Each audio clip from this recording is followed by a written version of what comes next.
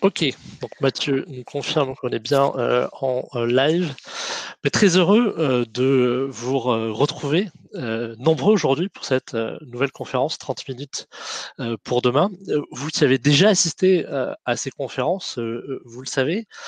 Pour ceux qui nous rejoignent pour la première fois, bienvenue d'abord, et puis quelques présentations. Nous vous proposons chaque jour de nous rejoindre pour continuer à relever le défi de la transformation des territoires et des modes de vie. Alors, à Léonard, notre mission est de faire se rencontrer ceux qui pensent, ceux qui font le futur des villes et des infrastructures. La période de confinement nous pousse à nous adapter, à être résilients.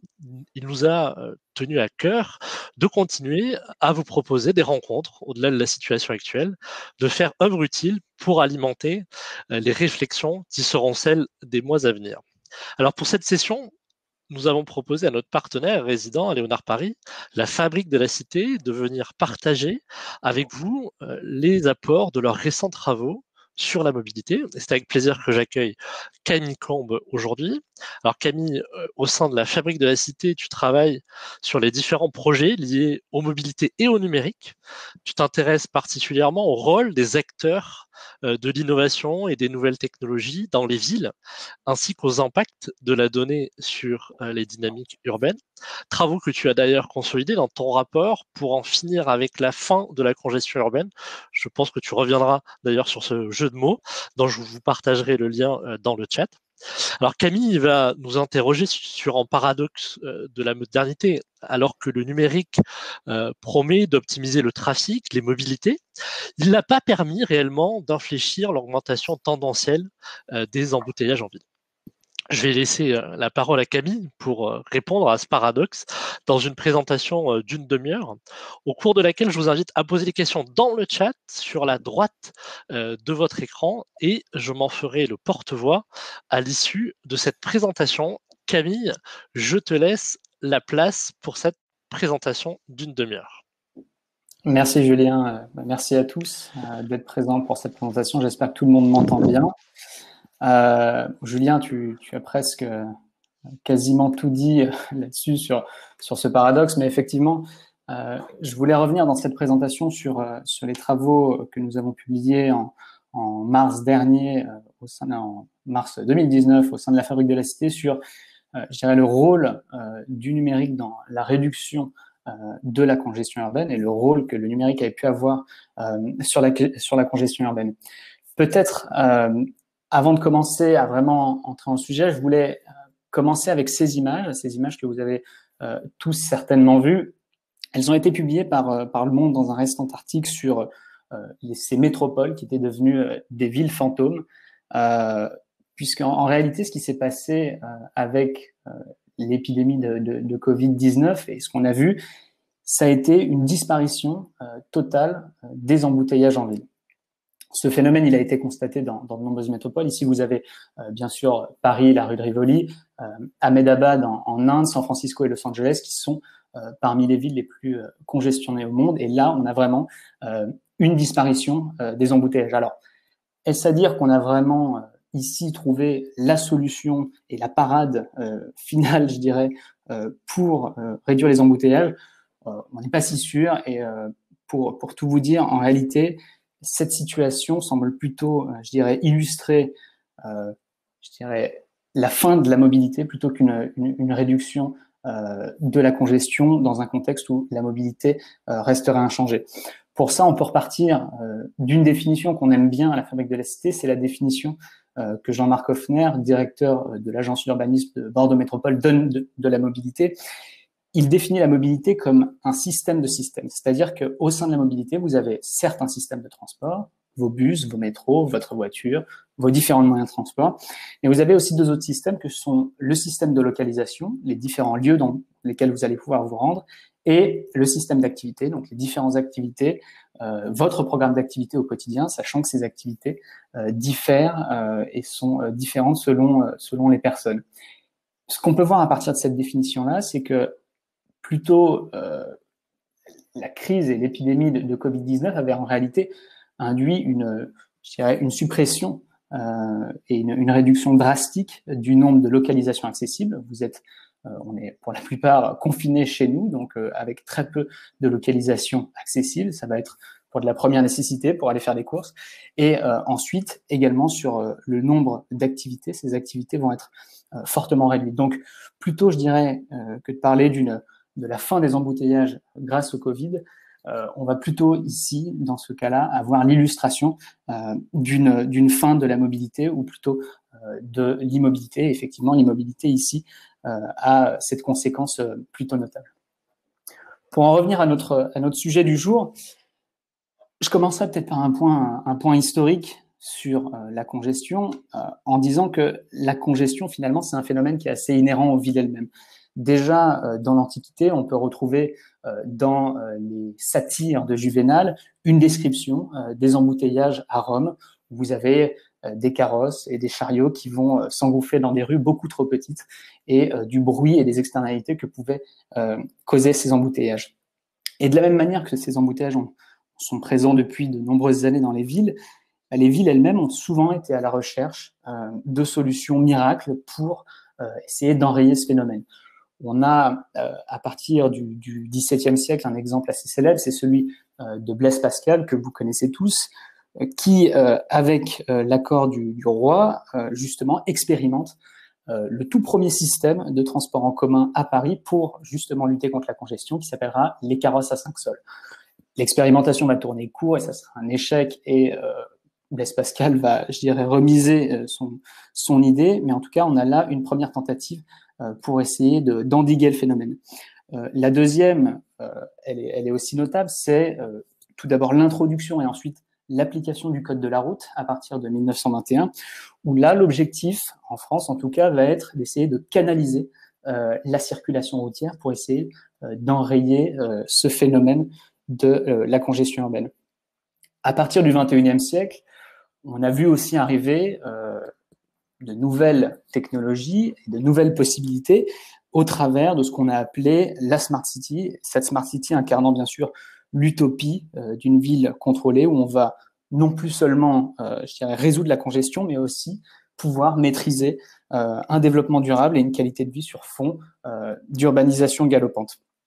Aujourd'hui, pour ces acteurs du numérique, cette mobilité-là, la mobilité reste le terrain de jeu favori des plateformes. On peut en citer de nombreuses. Google va travailler sur des sujets de mobilité. Uber travaille aussi sur des sujets de mobilité. C'est vraiment un des terrains de jeu favoris de ces acteurs-là. Ces acteurs du numérique, ils sont arrivés en ville avec, je dirais, une promesse. Cette promesse, ça va être qu'en plus de décongestionner nos cœurs métropolitains, ils vont s'engager auprès des usagers à directement optimiser leur déplacement au plus près de leurs besoins et ainsi faciliter leur mobilité urbaine. Ces acteurs et cette introduction des acteurs du numérique en ville, elle ne s'est pas faite sans heurts, puisque ces acteurs ont aussi bousculé une économie qui était jusque-là opérée par des acteurs très traditionnels, les transports collectifs notamment. Et vous avez aujourd'hui des acteurs comme Waze, par exemple, qui proposent tout simplement de déjouer le trafic, donc c'est-à-dire d'éviter les embouteillages, ou un autre acteur comme Citymapper, qui est un calculateur d'itinéraire intégrant les transports collectifs, qui propose tout simplement de simplifier la ville. À partir de là, ce qu'on peut voir, vraiment à partir de ces promesses, on a aussi c'est aussi une manière de nourrir l'ambition des villes dans leur objectif de réduction de la congestion urbaine.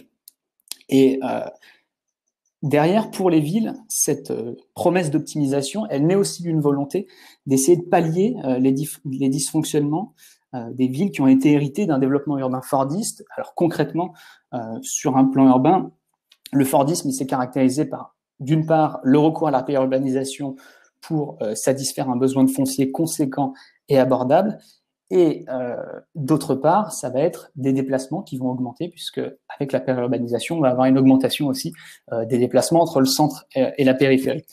Le corollaire de cette redistribution spatiale, ça va être bien sûr la construction d'infrastructures permettant aux gens de se déplacer, et in fine, on va avoir des embouteillages qui vont accroître, qui vont s'accroître et qui vont augmenter dans ces villes. La question qu'on peut se poser, c'est que au-delà je dirais, des slogans marketing qui sont vendus par ces entreprises du numérique sur la mobilité, on peut se demander quels effets concrets le numérique a eu sur la congestion. On peut se poser légitimement cette question tout simplement en faisant le bilan. En faisant le bilan 10 ans après, je le disais, les premières discussions autour de la Smart City ont débuté en 2005, on est maintenant en 2020. 15 ans après, qu'est-ce qu'on peut voir? Le premier constat, c'est que depuis l'émergence du numérique, on n'a pas assisté globalement à une réduction de la congestion. Deuxième constat qu'on peut faire, c'est qu'on assiste aussi parallèlement, dans certaines villes, à un renforcement des embouteillages depuis plusieurs années. Ça a été très bien montré par une étude qui est publiée sur une base annuelle par l'INRIX et qui montre justement que les embouteillages dans les grandes métropoles mondiales ont tendance à se renforcer depuis plusieurs années. Une des manières d'expliquer cela, c'est peut-être de revenir et de prendre un exemple concret d'un des services de mobilité issus du numérique. On peut prendre pour cela l'exemple des entreprises de transport avec chauffeur, qu'on appelle aussi les services de VTC. Ces services de VTC, aux États-Unis, en Europe aussi, mais principalement aux États-Unis, ils se sont imposés en quelques années comme des nouveaux acteurs clés de la mobilité urbaine.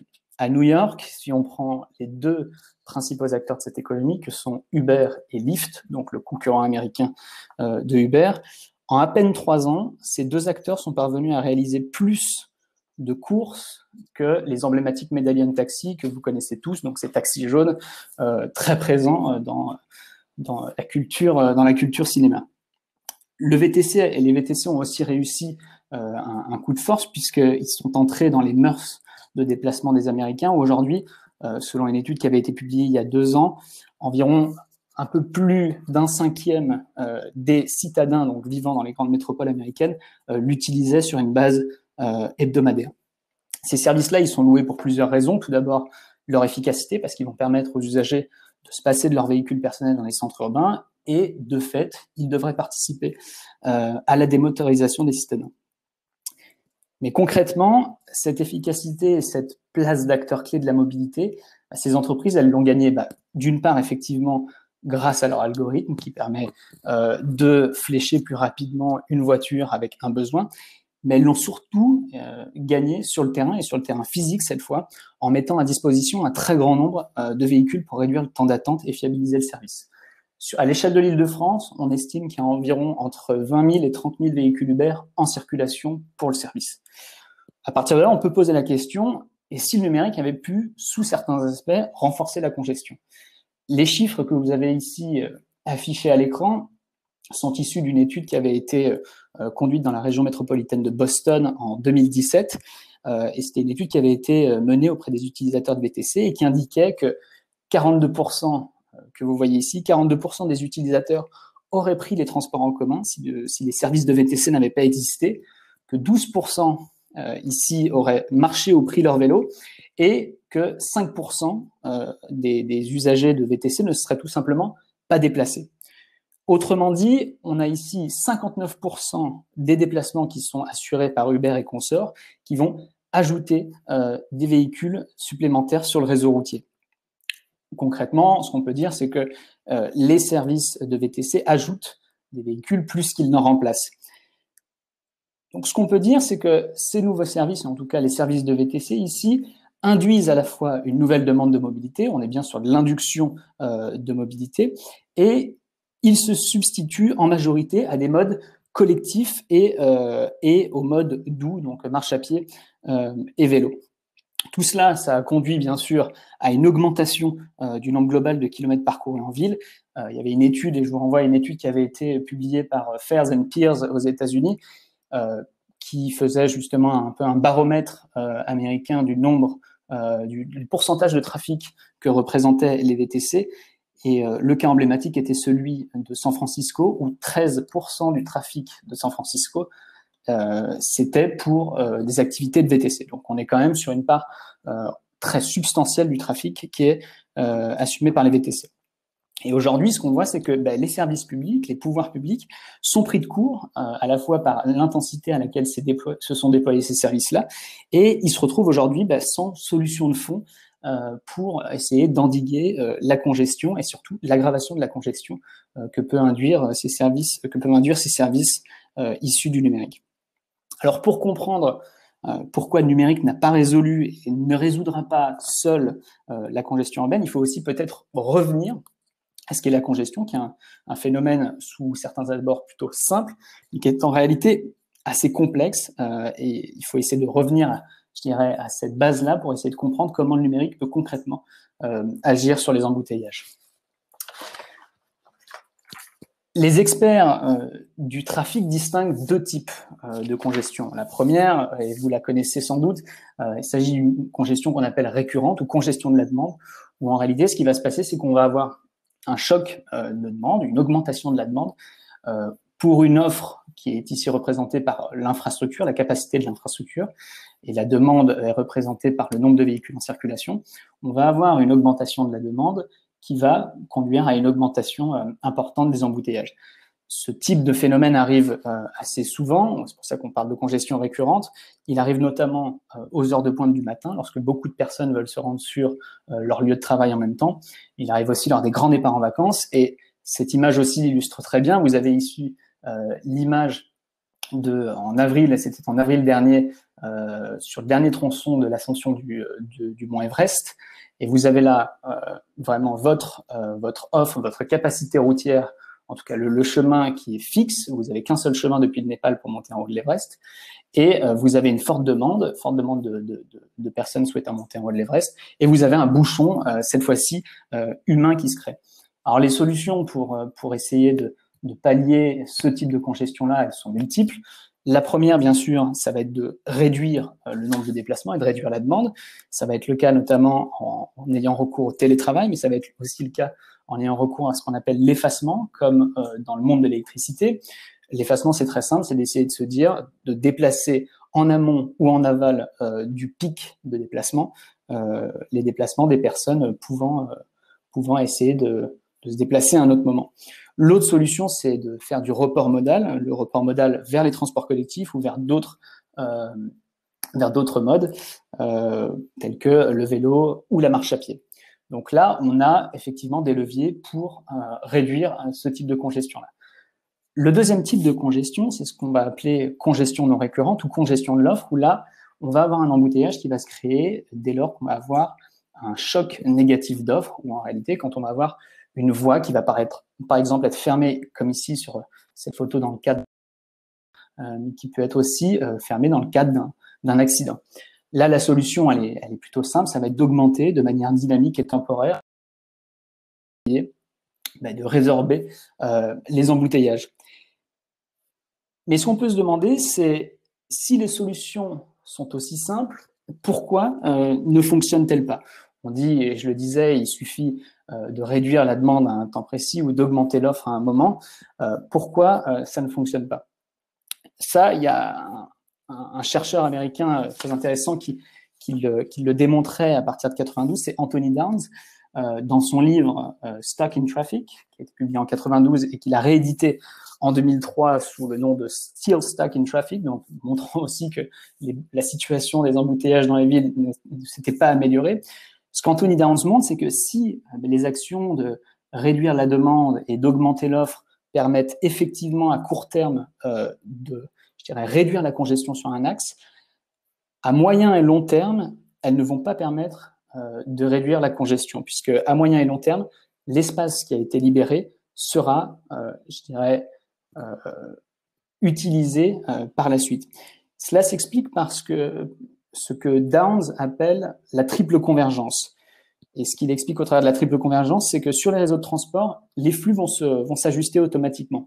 Et l'espace qui a été libéré par une action sur l'offre ou sur la demande va rapidement être comblé. Il distingue donc trois convergences. La première, c'est la convergence spatiale, c'est-à-dire que lorsque vous allez construire ou améliorer l'état de la circulation sur une route, des personnes qui utilisaient des itinéraires alternatifs ou d'autres itinéraires vont se reporter sur cette route parce qu'elle est plus attractive et qu'on peut y circuler plus rapidement. La deuxième, c'est la convergence temporelle, c'est que des personnes qui avaient pris l'habitude de se déplacer à d'autres moments vont recommencer à se déplacer à un horaire parce que c'est plus facile pour eux. Et la dernière convergence, c'est la convergence modale, où tout simplement, des gens qui utilisaient d'autres modes, et par exemple les modes de transport collectif, vont se reporter vers l'automobile et vers l'axe on a amélioré les conditions de circulation. Donc on a vraiment ici un problème, c'est qu'il n'est pas possible, avec cette action sur la demande de déplacement et avec cette action sur l'offre, de réduire la congestion urbaine à plus long terme. Pourtant, les villes et opérateurs d'infrastructures ne sont pas sans armes pour atteindre un niveau de circulation optimale. Et ce que Downs explique aussi en conclusion de son article, c'est que la méthode la plus efficace aujourd'hui pour réduire la congestion à moyen et long terme, ça va être d'agir sur le signal prix de la circulation, et plus exactement de mettre un coup d'usage sur une route. L'exemple le plus intéressant pour illustrer ça, c'est certainement l'exemple de la cité-État de Singapour. Singapour, très rapidement, on a une situation qui est assez emblématique. On est sur une île et Singapour est confronté à une insuffisance de son espace public disponible et fait aussi le constat que environ 12% de son territoire, 16% en comptant les parkings, est occupé par l'automobile, donc route et parking. À partir de là, la cité-État a entrepris des actions drastiques pour essayer de réduire la présence de la voiture en ville. Et parmi ces mesures, on en a deux qui sont assez emblématiques. La première, c'est ce qu'ils appellent le Certificate of Entitlement, où vous avez finalement un quota de voitures qui sont autorisées à circuler, quota qui est mis à jour tous les trimestres. Et donc, il faut s'affranchir, il faut payer pour pouvoir avoir le droit de posséder une voiture à Singapour.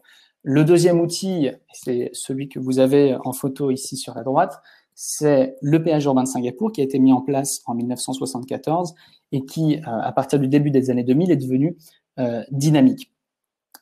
Ce qui est intéressant avec l'exemple de Singapour, c'est que le fait de posséder et le fait de circuler, donc à la fois stock et flux, sont ici taxés par Singapour et derrière, les revenus issus de ces deux leviers sont affectés au développement d'un réseau de transport collectif que Singapour espère à horizon 2040-2050 aussi dense que le réseau parisien, donc c'est-à-dire un réseau de métro avec une station en moyenne tous les 300 mètres. Grâce à cela, Singapour a permis deux choses. D'une part, c'est d'endiguer la croissance du nombre de véhicules en circulation, et d'autre part, ça va être de financer des alternatives à l'automobile et aussi à améliorer la vitesse de circulation. Le succès de Singapour, il est assez notable. Si on prend les caractéristiques du territoire singapourien, donc je vous les ai mis en face de celles de la métropole du Grand Paris, puisqu'on est sur des caractéristiques assez proches, Singapour est parvenu à réduire le temps, je dirais, de congestion, le temps dans lequel les Singapouriens passent dans les bouchons par an à 10 heures d'embouteillage par an. À Paris, on est en moyenne à 70 heures d'embouteillage pour chaque francilien. Donc ça, c'était des données qui ont été publiées par l'INRIX en 2017.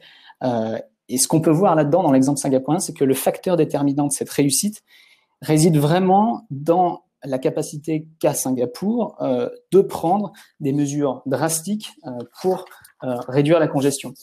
Alors après, bien sûr, ces mesures prises par Singapour peuvent poser une série de questions. D'une part, comment est-ce qu'on calcule le coût de la congestion et comment on définit le coût que les automobilistes vont devoir payer en passant sous le péage urbain. Le deuxième, c'est comment fait-on pour installer une taxe sur un axe dont la circulation était jusqu'alors un droit qui était acquis au travers du paiement de l'impôt, faisant de ce type de mesures des mesures particulièrement impopulaires. Et enfin, comment s'assurer que cette mesure, et notamment le péage urbain, ne soit pas une mesure antisociale. Singapour a en partie répondu à ces questions puisque, je le disais, Singapour a affecté l'ensemble des recettes de ces mesures à la fois de quotas et de péage urbain au financement d'alternatives en transport. Donc, il y a vraiment cette volonté de dire que le sujet est de réduire la congestion, mais que des alternatives vont être proposées par ailleurs. Donc, ce qu'on peut voir en regardant l'exemple singapourien, c'est qu'on n'est pas en manque de solutions pour réduire la congestion. Et aujourd'hui, le principal frein au succès d'une stratégie de diminution des embouteillages, il n'est pas technique, il est plutôt politique. Les mesures qui ont été mises en place à Singapour peuvent bien sûr paraître difficilement envisageables sur d'autres territoires, notamment parce que la géographie est différente et notamment parce que le contexte politique aussi est différent. Je rappellerai par ailleurs que le sujet du péage urbain avait été introduit dans le cadre de la LOM et ensuite en a été retiré. Mais ce que ça peut nous apprendre sur la gestion des embouteillages et la réduction de la congestion, c'est qu'il ne faut pas faire, je dirais, du numérique la solution unique à la thrombose des villes. Il faudrait être déjà certain d'une chose, c'est est-ce que les villes souhaitent vraiment en finir avec la congestion urbaine, sachant que pour l'heure, une majorité de villes penchent pour une sorte de statu quo et d'une relative maîtrise de la congestion, notamment d'une part à l'aide d'outils d'outils numériques, mais aussi avec, je dirais, le levier le plus efficace que définissait Downs pour réduire la congestion, qui est la congestion elle-même. Tant que vous avez des axes qui vont être embouteillés, les gens ne seront pas incités à les utiliser. Donc il y a aussi ce sujet-là, c'est que les villes aujourd'hui utilisent majoritairement la congestion pour essayer de réduire, ou en tout cas de contenir la congestion. Donc derrière les effets d'annonce des outils, je dirais, numériques sur je dirais, la réduction de la congestion urbaine, il y a une réalité, c'est qu'aujourd'hui, rien, mis à part une action sur le prix, ne semble pouvoir enrayer la lente progression des embouteillages en ville, pas même les technologies les plus intelligentes qui soient, comme pourrait l'être Waze. À partir de là, si des solutions aux effets avérés sur la réduction des embouteillages existent, pourquoi n'y a-t-on pas recours?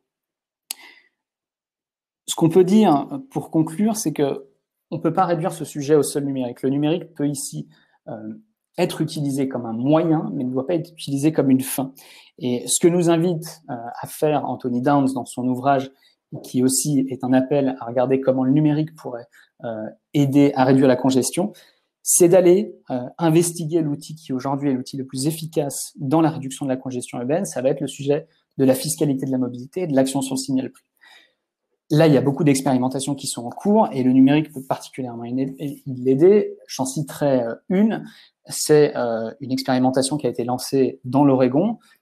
Le sujet ici n'est pas de réduire les embouteillages, mais bien de calculer ou en tout cas de mettre un coût sur la mobilité.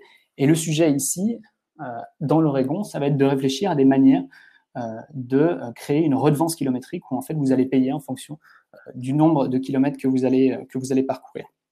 L'expérimentation a été aussi faite dans la métropole de Saint-Paul-Minneapolis aux États-Unis. Et là, le sujet était intéressant.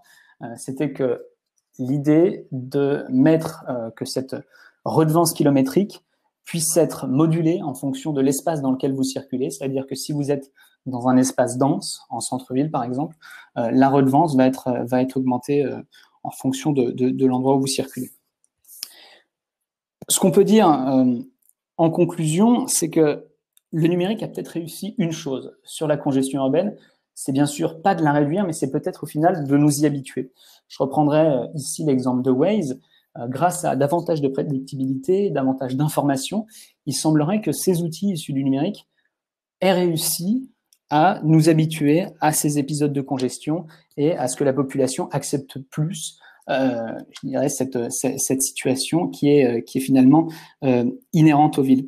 Et loin de bouleverser l'ordre établi, qui est bien sûr, je dirais, la congestion quasi permanente de nos centres urbains, les acteurs du numérique semblent plutôt s'être, je dirais, nourris de ce désordre afin de se hisser en acteurs indispensables de la mobilité.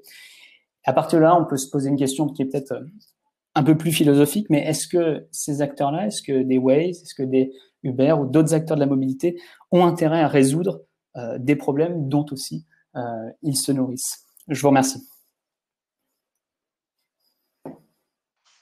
Mais merci Camille. Je reviens dans le chat en live pour te poser les quelques questions qui ont été formulées par l'audience. N'hésitez pas d'ailleurs à réagir, à continuer à réagir dans le chat.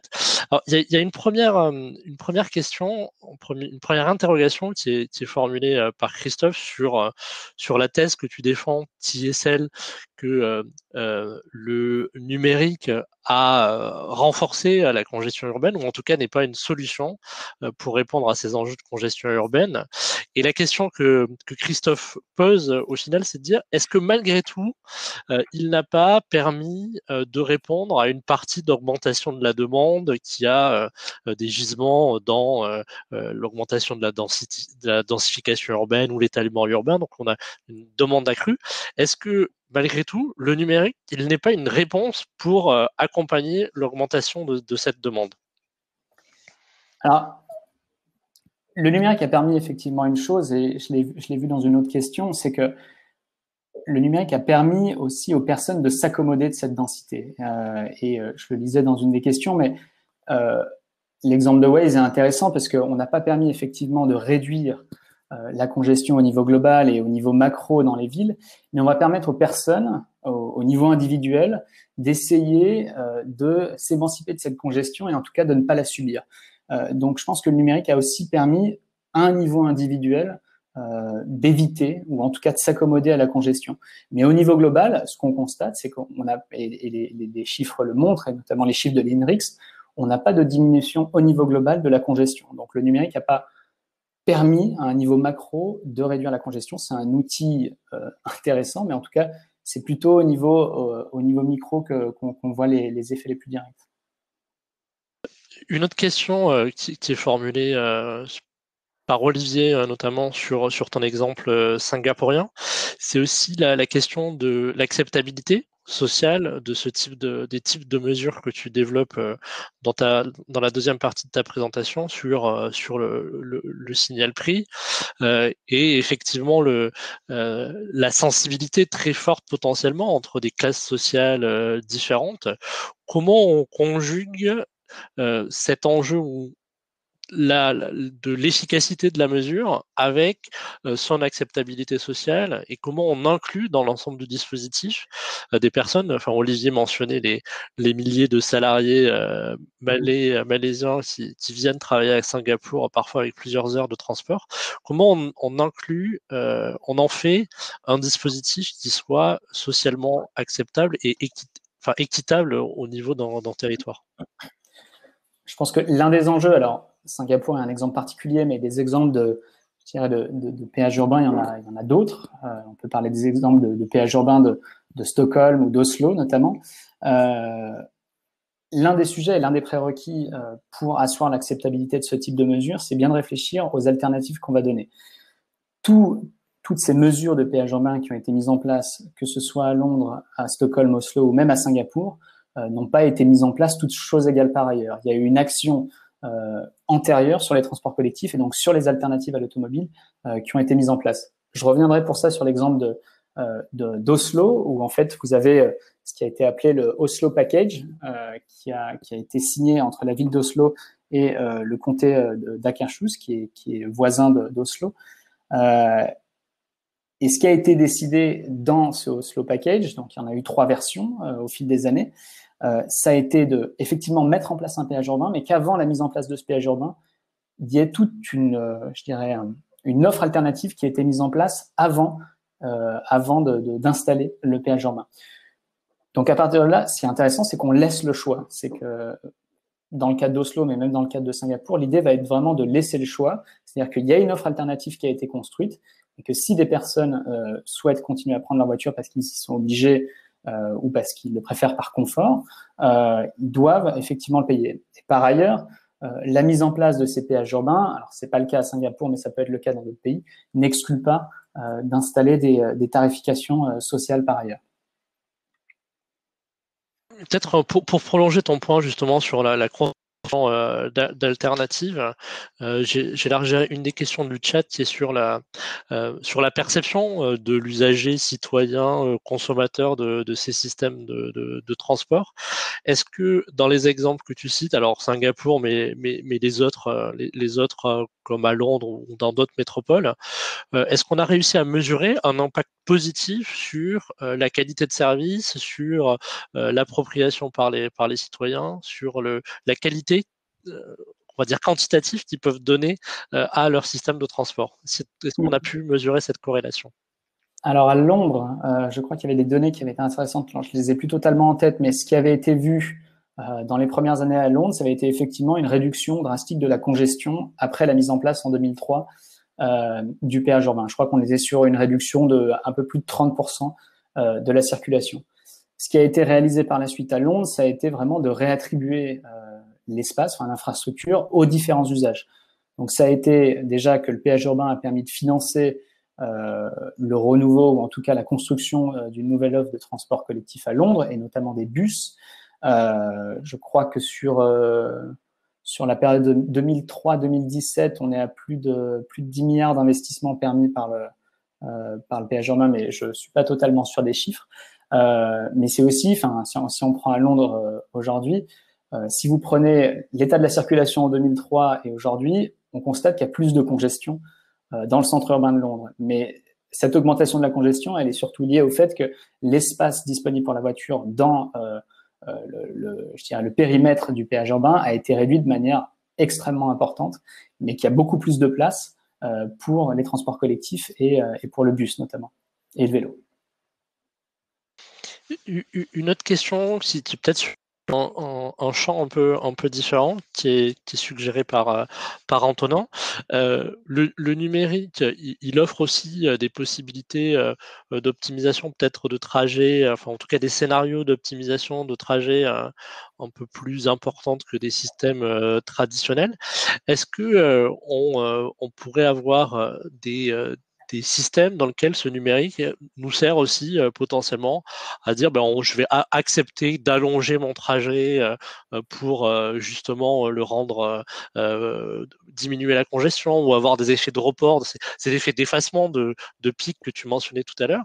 Est-ce qu'on a des exemples ou en tout cas des projets dans lesquels le numérique peut être sollicité à ces fins d'optimisation macro comme ça? Alors, à ma connaissance, pour revenir à l'exemple de Waze, je suis pas sûr que ce soit leur but, puisque l'objectif est vraiment au niveau individuel de déjouer les embouteillages et donc de les réduire. Il faudrait peut-être plus regarder côté, je dirais, d'initiatives lancées par les autorités publiques et notamment les villes, les municipalités et les métropoles. Je reviendrai là-dessus sur ta question, sur un papier qu'a rédigé Antoine Courmont, justement, qui a fait sa thèse sur la manière dont ces services numériques venaient aussi reconfigurer la gouvernance locale. Et ce qu'il identifie, c'est que ces services-là, là où un Waze va permettre aux personnes, je dirais, de faire une optimisation où le critère premier, c'est le critère temps, il va falloir aller le plus vite possible. Les villes, elles, dans leur manière de gérer la mobilité, sont plutôt sur un critère espace et d'optimisation de l'espace. C'est-à-dire qu'on va déplacer les flux des véhicules sur des itinéraires alternatifs parce qu'on sait que ces itinéraires sont aptes à recevoir une déviation de trafic. Ce que ne fait pas du tout Waze, et Waze va plutôt favoriser le temps et va faire passer des cordes de véhicules dans des rues qui ne sont pas du tout faites pour une circulation importante. Et pour revenir à ta question, Julien, un des exemples que j'ai en tête, c'est celui d'Optimode, qui a été lancé à Lyon il y a maintenant plusieurs années. Et ce que Optimode faisait et qui est intéressant, c'est vraiment d'intégrer l'automobile dans un système beaucoup plus global et de, je dirais, redonner son sens au terme de mobilité, parce qu'aujourd'hui, si vous prenez un acteur comme Citymapper va gérer les modes doux, Uber et les transports collectifs, mais si vous êtes utilisateur de l'automobile et que vous voulez vous rendre dans un centre-ville en utilisant votre voiture, ou en tout cas utilisant votre voiture et ensuite les transports collectifs, ces services-là ne le permettent pas. Ce qu'Optimode avait fait, c'était vraiment de permettre une jonction entre deux systèmes qui sont souvent opposés, que sont les systèmes de transport en commun et le système automobile. Et à partir de là, sur un trajet dans la métropole de Lyon, où vous irez par exemple d'une ville au sud de la métropole de Lyon pour vous rendre dans le centre-ville, on vous expliquerait qu'il faut prendre votre voiture, la déposer dans tel parc relais. On vous indique le nombre de places disponibles dans le parc relais et ensuite on peut finir en bus avec les horaires qui vont. Donc c'est pour moi l'exemple le plus abouti que j'ai pour cet exemple.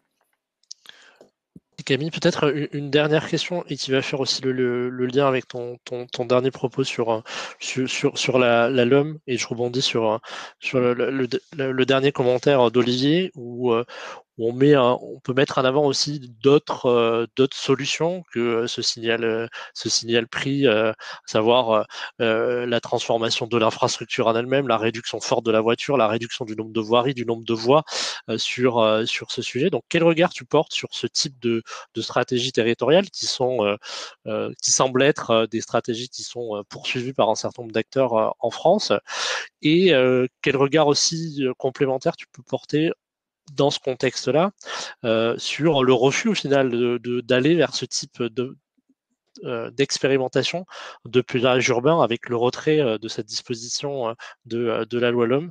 Et je te laisserai conclure sur ce point si tu as quelques éléments à ajouter à ta présentation.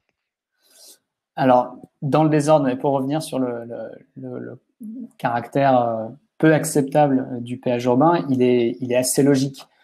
Il est assez logique dans la mesure où on va je dirais, installer un prix sur un usage d'une route, et il est d'autant plus inacceptable ou vu comme inacceptable pour la raison que je citais dans cette présentation, qui était que par le passé, le droit de circuler sur un axe était acquis au travers du paiement de l'impôt. Donc là, il y a aussi un sujet de double taxe, ou en tout cas de double paiement, à la fois par l'impôt et à la fois par le péage urbain. Après, sur effectivement les autres expérimentations, je saurais pas te répondre précisément, n'en ayant pas nécessairement en tête, mais je pense que toutes les solutions sont bonnes à prendre, en ayant toutefois en tête ce que aussi Anthony Downs expliquait sur le fait que il suffit pas de réduire la congestion à court terme, d'augmenter la capacité des routes ou de réduire la demande à un moment. Le sujet, c'est aussi d'essayer à plus long terme de réduire la congestion, et pour ça, l'un des seuls moyens aujourd'hui qui existent, c'est effectivement cette action sur le prix. Après, pour en revenir aussi ce qui est notre actualité sur, je dirais, la diminution, voire la disparition de la demande de déplacement avec l'épidémie qu'on est aussi en train de vivre. Il y a une solution qui pourrait être trouvée dans le télétravail. Encore faut-il être sûr que le télétravail puisse permettre au niveau macro d'optimiser la demande de déplacement et qu'il n'y ait pas d'effet rebond derrière. Ça, c'est un des champs de recherche qui serait intéressant à aller investiguer, c'est d'essayer de voir concrètement ce que le télétravail permet en diminution du nombre de déplacements. Si effectivement ça permet de supprimer un déplacement du motif travail, de voir si derrière le télétravail, qui est aussi un moyen pour chacun d'optimiser son, je dirais, programme d'activité en enlevant un déplacement, si ça ne va pas induire d'autres déplacements et finalement augmenter derrière la congestion. Donc, je pense qu'il y a aussi un niveau d'échelle entre des actions qui permettent au niveau individuel de réduire le nombre de déplacements et de réduire, je dirais, les effets de la congestion sur chacun. Et derrière, il y a l'échelle plus macro et plus globale pour essayer de voir si concrètement ça a des effets sur la congestion des espaces urbains. Merci Camille pour ta présentation, pour l'ensemble des échanges. Merci à vous pour l'ensemble des questions que vous avez pu poser. Je vois qu'il y a encore des interpellations de certains, donc vous aurez l'occasion de pouvoir échanger. Vous pouvez continuer en effet à échanger entre vous et puis avec Camille pour le quart d'heure qui suit à peu près, en rejoignant l'espace de networking auquel vous pourrez accéder dans la partie gauche de vos écrans, l'icône networking. Moi, je vous dis à demain pour une nouvelle conférence 30 minutes pour demain, cette fois-ci avec la Fondation Vinci pour la Cité. Et nous recevrons Louis-Xavier Leca, qui a cofondé l'association La Cloche. Et cette association a pour objectif de permettre le passage à l'action des citoyens contre la grande exclusion. Bon networking, et puis je vous dis à demain. Bon après-midi. Merci.